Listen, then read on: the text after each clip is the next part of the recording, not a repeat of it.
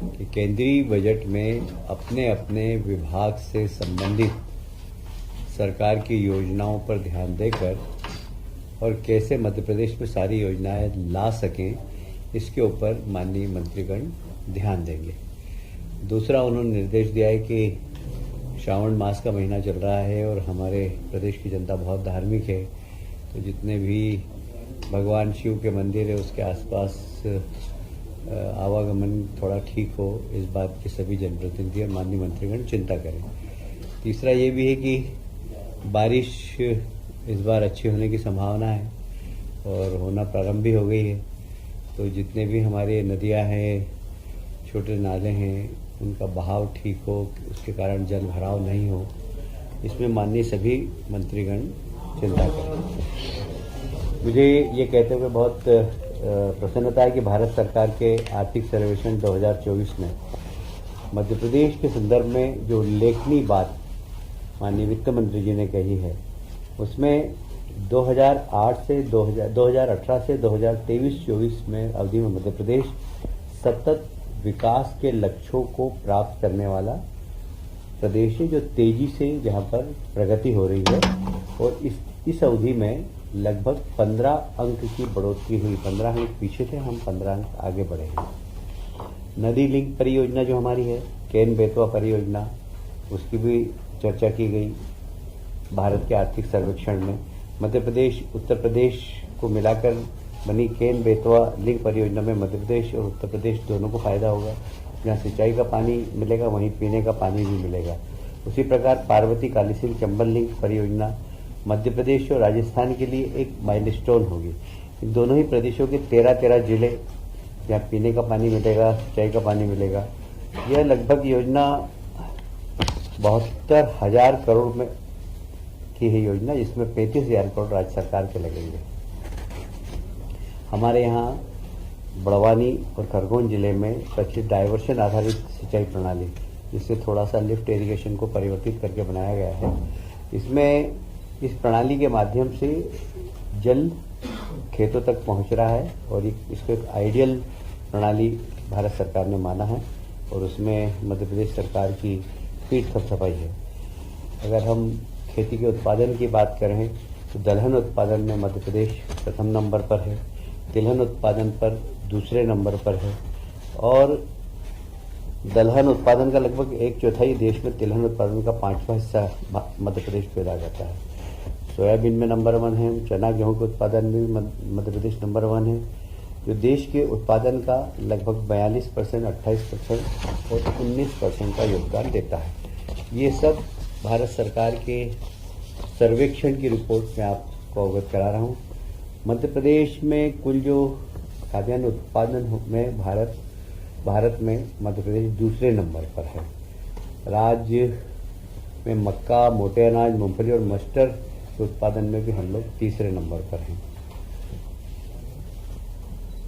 मध्य प्रदेश में 7 पीएम मित्र पार्कों में से एक कपड़ा उद्योग को बढ़ावा देने के लिए धार जिले में लगभग 4,445 करोड़ की योजना यहाँ पर स्वीकृत की गई है, जिसमें हमारे आदिवासी भाइयों को बड़ी संख्या में रोजगार मिलेगा। सीमेंट उत्पादन में भी मध्य प्रदेश 5वें स्थान पर है और विशेषकर मैं उल्लेख करूँगा इंदौर का जो हमारा बायो सीएनजी प्लांट है, उसके बारे में भी, उसके ऊपर केस स्टडी होना चाहिए। भारत सरकार ने अपने आर्थिक सर्वेक्षण में देश के अन्य नगर निगमों को भी ये संदेश दिया है। इसमें रोजाना लगभग 45,000 क्यूबिक मीटर बायोगैस का उत्पादन होता है।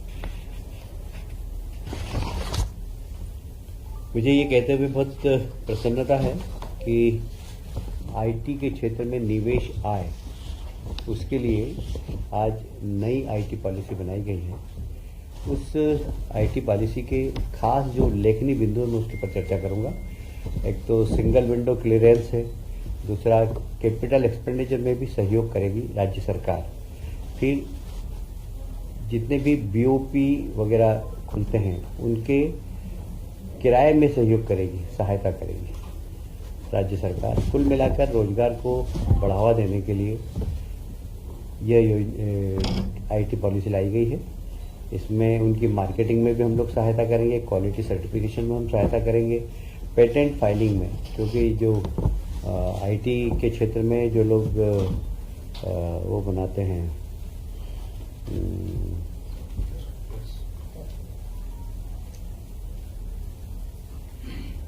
सस्ती दरों पर भूमि भी हम देने वाले हैं, और stamp duty, registration, property tax, इसमें सब में छूट देने का निर्णय लिया है। हमने आईटी पॉलिसी ऐसी बनाई कि देश के सभी आईटी पॉलिसी का हमने कंपैरिजन किया, और मध्य प्रदेश की कैसे आईटी पॉलिसी अच्छी बने जिससे हम निवेश को आकर्षित कर सकें और लोगों को रोजगार के नए अवसर दे सकें। इसमें मैंने पहले ही बता दिया, जमीन में छूट, क्वालिटी में उनका राज्य सरकार सहयोग करेगी, अगर किराए के बीपीओ बनाते हैं तो किराए की छूट देगी, टैक्स में छूट देगी, पेटेंट कराने में छूट देगी। ये सब राज्य सरकार उसकी जिम्मेदारी ले रही है जिससे कि आईटी में ज़्यादा इन्वेस्टमेंट मध्य प्रदेश में आए। आप सभी जानते हैं कोरोना के वक्त में निःशुल्क अनाज हमने गरीबों को दिया था, तो राज्य सरकार ने MP state civil supply corporation के माध्यम से अनाज बांटा था। आज हमने उनको 75 करोड़ रुपए की राशि आवंटित की है, क्योंकि यह अनाज गरीबों को निःशुल्क बांटा गया था। हमारे वित्त मंत्री जी के आग्रह पर मंदसौर जिले में एक तहसील धुंधड़ का भी आज नई घोषित की है।